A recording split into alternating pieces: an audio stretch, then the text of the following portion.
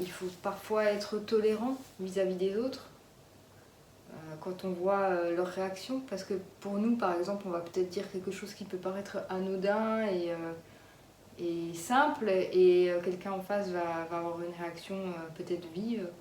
Et en fait, ça va être beaucoup lié à son apprentissage personnel, à ses conditionnements. Oui, oui, oui, exact. Bah, d'ailleurs, j'ai eu ça récemment, tiens, pour parler de ce cas de figure. C'est qu'en fait, j'ai vécu... je fais des posts, tu sais, pour tester un petit peu des fois le, le comportement, les réactions des gens, en fait, en story ou voilà, dans mes publications Instagram. Et là, bah, j'ai toujours quand j'ai une réaction, c'est sensiblement toujours les mêmes. Et là, notamment, bah, c'était une sur réaction. C'est là que j'ai dû répondre à cette personne sans l'insulter ou quoi que ce soit, dans le respect des grands-parents. Et en lui répondant, je me suis dit, mais en fait, cette personne surréagit parce qu'elle est sensible à ce propos qui, pour moi, n'est pas insultant, mais j'ai une façon de dire les choses, il est vrai, qui peuvent être heurtantes parfois. Tu me l'as toi-même remonté. C'est que tu as une manière bien à toi de t'exprimer, et puis voilà, les gens sont plus ou moins sensibles au sujet que tu évoques.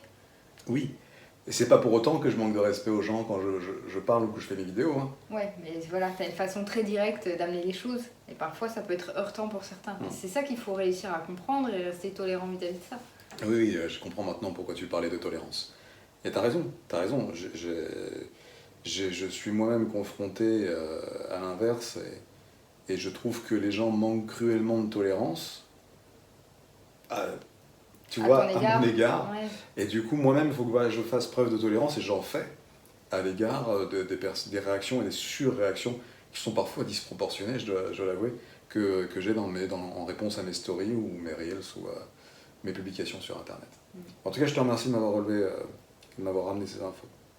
Et du coup, voilà, je trouvais ça très malin la façon dont le parallèle que tu faisais par rapport au chien. Par rapport au chien, oui.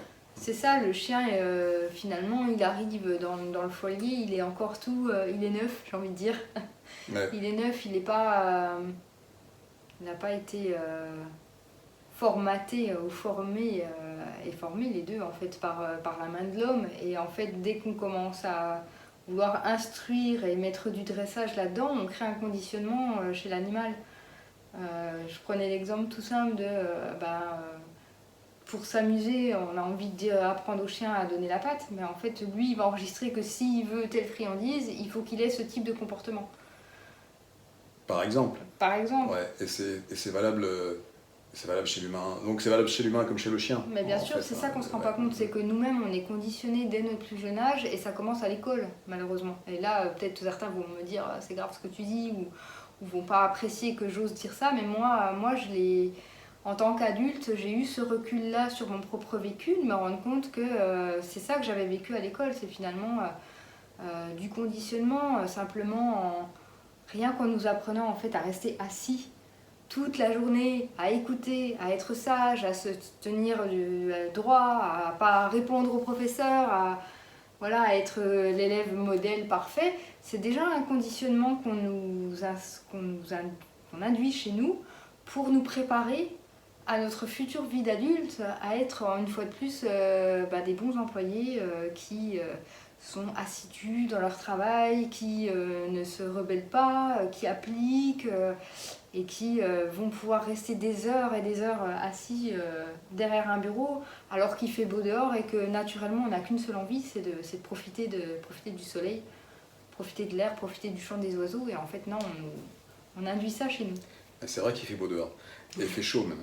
Du coup, toi tu disais, par rapport au conditionnement là, que tu viens d'évoquer, que tu sais pas si tu as le droit de dire ça, même là, tu vois, on pourrait se poser la question, est-ce que c'est pas un conditionnement chez toi de te poser la question, mais est-ce que j'ai le droit de dire ça? Peut-être qu'on va me regarder de travers, peut-être qu'on va mal me juger, mais qui va mal te juger? En fait, je sais que j'ai le droit de le dire, c'est simplement que je ne sais pas comment le message va être perçu, reçu et compris. Mais ça, c'est pas ton affaire. Mais c'est ça, c'est qu'après ça va dépendre du conditionnement de la personne qui regarde. De leur conditionnement à eux. Toi, tu fais que délivrer une information qui est noble, qui est la tienne, qui est certes basée sur ton vécu, ton expérience et tes aléas de vie qui t'ont forgé le caractère que tu as maintenant. Mais la réception, ça appartient à celui qui reçoit. Ouais. Toi, tu as juste émis tu es une émettrice. Tu émets une info, un signal, un son, et après, évidemment, toi, tu es toujours dans le respect, et ça, c'est tout à ton honneur. Tu es toujours dans le respect profond et évident des éventuels êtres humains à qui tu t'adresses, mais leur réaction, leur surréaction, leur mauvaise réaction ne dépend pas de toi. Oui, ça leur appartient. Ça leur appartient.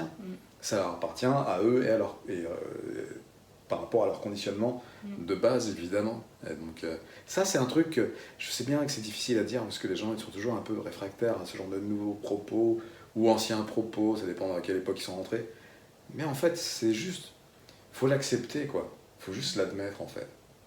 C'est surtout qu'on peut facilement entendre oui, t'exagères quand même, tu caricatures, c'est un peu oui, c'est exagéré tes propos, mais en fait, moi, à mon sens, c'est pas exagéré, c'est juste que j'ai pris suffisamment de recul sur ce que j'ai vécu pour pouvoir me permettre de dire ça aujourd'hui. C'est sûr qu'il y a X années en arrière, j'avais pas du tout ce discours-là. Bah oui, complètement. Complètement. Mais du coup, je suis embêté de voir, enfin après, je suis embêté, c'est une façon de parler, hein. Je sais bien que c'est pas mon problème, mais il y a tellement, tellement, tellement de gens qui manquent de preuves, qui savent plus faire preuve de ce discernement-là, qui est pour moi essentiel pour pouvoir composer avec les autres de manière assez sereine en société. Parce qu'on est obligé de composer en société. Et pour ça, il faut réussir à faire preuve de discernement, sinon on s'empoisonne en fait. Ouais. On s'empoisonne avec les multiples comment dire, différenciations dans lesquelles on doit rentrer pour pouvoir se comprendre.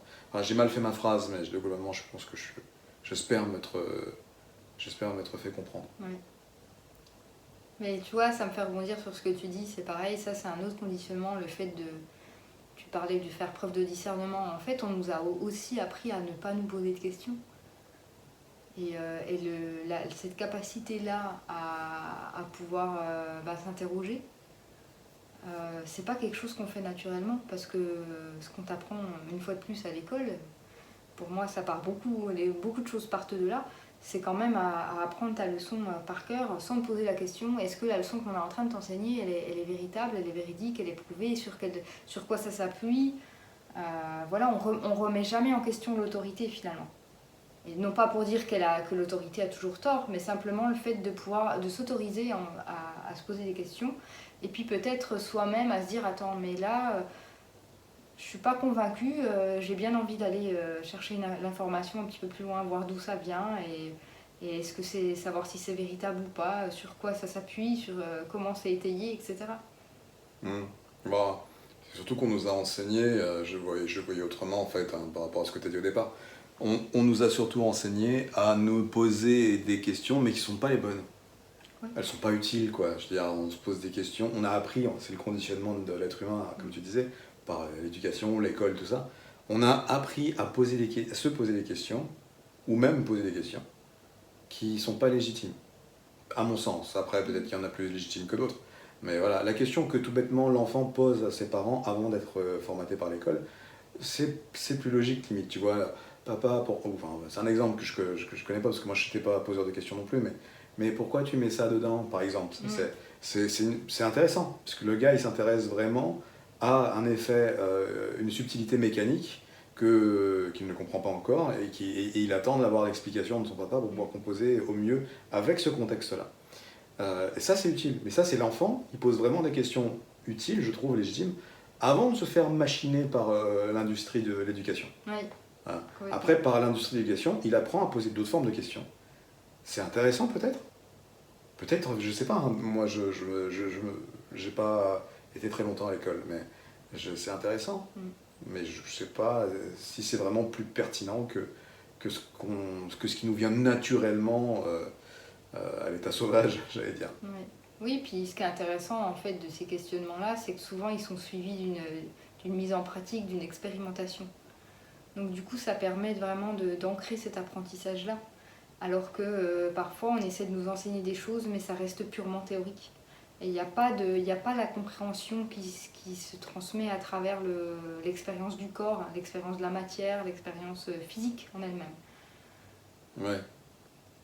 Mais ça c'est... On est complètement décorrélés en fait.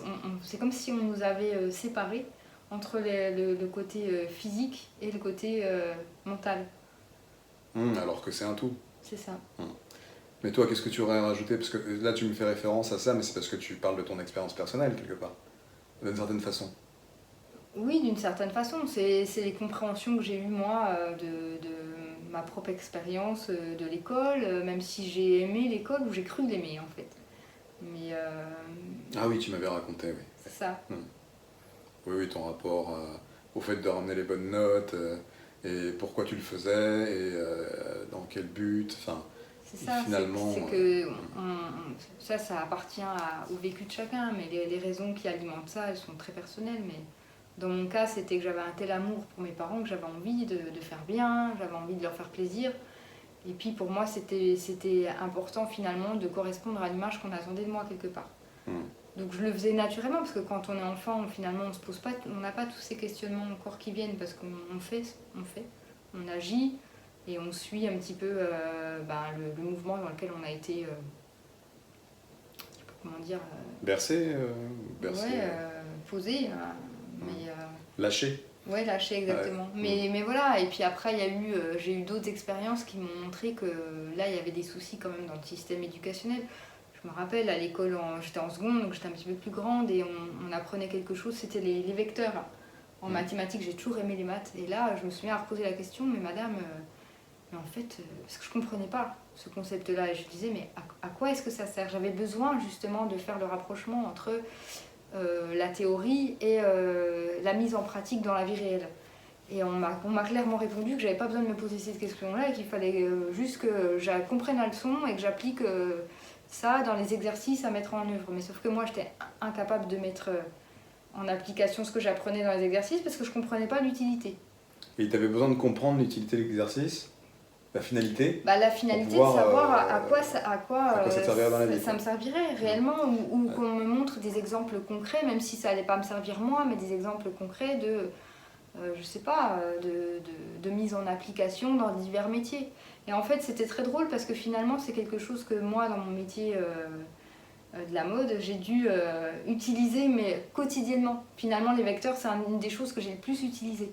Ah, donc finalement, c'était utile. Donc finalement, c'était quelque chose qui était utile, mais sauf qu'à l'époque, au moment où je l'apprenais, je comprenais pas l'utilité. Et j'arrivais pas à le mettre en pratique. Sauf que le jour où j'en ai eu besoin dans mon métier, naturellement, je l'ai appris d'une façon très simple, et j'ai compris l'utilité juste en le faisant, juste via l'expérimentation. Et parfois, on essaie de nous inculquer des choses qui, en réalité, peuvent avoir une utilité. Mais sauf que il y a aussi, je pense, une question de temporalité qui est très individuelle.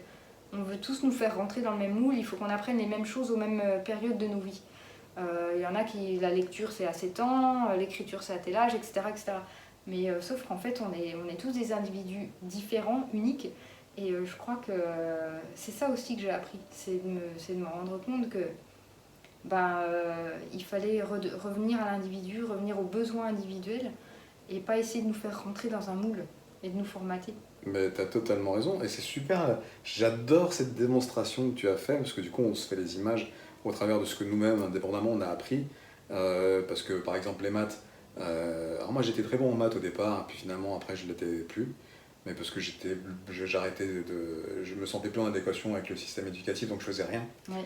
Mais a posteriori, aujourd'hui, alors que les maths m'ont jamais intéressé, hein, les chiffres m'intéressent pas, d'autant plus que j'ai des problèmes de concentration avec tout ce qui est tableau, chiffres. Ouais. Mets-moi des chiffres dans un tableau Excel, tu peux être sûr que je vois flou. Mais c'est vrai que maintenant, je me dis, certes, j'étais pas bon en maths, mais par contre, je sais super bien compter. Ouais. Et je suis très très bon en calcul. C'est vrai que tu es très doué. Ouais. Je suis très très bon en calcul. Mais sans avoir besoin de machine, parce que je ne sais pas utiliser la calculatrice par exemple, je ne sais pas utiliser les vecteurs, tout ça, je ne sais pas, même s'il y a des boutons pour, je ne sais pas faire.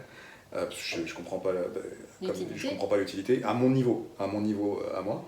Par contre, oui, j'admets que le fait de savoir compter, aujourd'hui, c'est bien, c'est pratique. Parce que du coup, j'en ai développé une force. Enfin, je suis bon en calcul, quoi, simple. Mais sans doute que tu es bon en calcul parce que tu en as eu besoin à un moment donné dans ta vie. Et que tu as développé cette capacité parce qu'elle était utile pour toi. J'ai développé cette surcapacité, même je te dirais, parce qu'elle était plus qu'utile pour moi. En fait, je vais te faire une confidence, c'est que quand je suis tombé malade, j'ai tout perdu. Tout perdu. J'ai perdu tout, j'ai vendu. Certes, j'habitais chez mes parents à ce moment-là. Mais j'avais déjà acheté une voiture à crédit, j'avais déjà acheté plein de choses. Et du coup, j'ai dû tout revendre. Et je vivais avec plus rien. Ouais. Et donc, je devais faire des économies de bout de chandelle partout. Et du coup, bah, tout était calculé. Tout au millimètre, virgule, au centime était calculé. Sans besoin de calculatrice toujours, hein, mais je devais tout calculer. Ce que j'achetais, ce que je mangeais, ce que je mangeais pas, ce que je buvais pas. Pourtant, je vivais chez mes parents à ce moment-là, mais eux n'étaient pas au courant de ce qui m'arrivait. Et je voulais pas On s'apitoie sur ton sort. Non, c'est même pas ça, parce que je ne suis même pas sûr de l'apitoiement possible de leur part. Mais je ne voulais pas avoir cet impact sur eux. C'est-à-dire, peu importe leur façon de réagir à ce moment-là, hein, je ne connais pas leur réaction, parce que voilà, mais je ne veux pas avoir d'impact sur leurs calculs à eux, parce qu'ils n'avaient pas non plus de gros moyens financiers. Voilà. Donc oui, je me suis efforcé de développer cette surcompétence de calcul. Bien que je sois incapable de regarder des chiffres dans un tableau Excel, je te rappelle. Hein. Mais je suis doué en calcul. Mais c'est drôle parce que finalement, c'est une capacité que tu as mis en pratique partout dans ta vie. Parce que simplement pour te déplacer, tu es déjà en train de calculer combien de mètres tu vas pouvoir marcher. Sur quelle distance, en fait, tu vas pouvoir marcher. Tu calcules, quand tu vas te garer, tu essaies de... En fait, tu as une capacité d'anticipation qui est dans tous les domaines, à tous les niveaux, et c'est déjà une forme de calcul finalement. Oui, en fait, tu as raison. C'est vrai que une fois que je t'ai fait chier avec ça, je me souviens, on était au centre commercial. Je t'ai dit, attends, j'ai dû cartographier l'intégralité du centre commercial pour savoir dans quelle direction on va partir, dans quelle aile du centre on va partir, et combien de pas il me restait à faire, à effectuer. En fonction de mon énergie du moment, de ma capacité à surmonter l'après. Et je t'avais tout expliqué. Je me souviens, on était à une table de café et je me suis dit, la pauvre, je suis en train de l'emmerder avec un truc qui va la dépasser, mais parce que moi, j'ai pas le choix. Moi, c'est mes fonctions, je les ai établies comme ça. C'est vrai que quand je rentre dans un centre commercial ou dans un lieu public, je suis obligé de calculer la taille, la vitesse, le vent, l'inclinaison. L'inclinaison du sol est importante aussi pour moi. Ouais. Ça paraît anodin, comme ça, pour vous, pour qui avez toutes vos capacités motrices.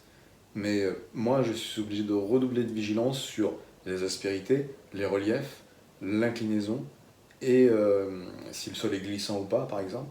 S'il y a du monde qui risque de me bousculer ou pas. Donc je calcule le nombre de personnes que je vois dans un sens puis dans un autre dans les allées. Oui, c'est vrai, je fais attention à tout ça. Donc oui, carrément, je ne m'attendais pas à ce que tu relèves ce point, mais c'est... oui, c'est évident. Ouais, c'est une capacité que tu as dû et que tu as su développer. J'avais pas le choix. T'avais pas le choix, ouais. Pour ma survie sociale, c'est terrible ce que je te dis là, parce qu'aujourd'hui, je suis pas vraiment très attaché à ça. Mais pour ma survie sociale de l'époque,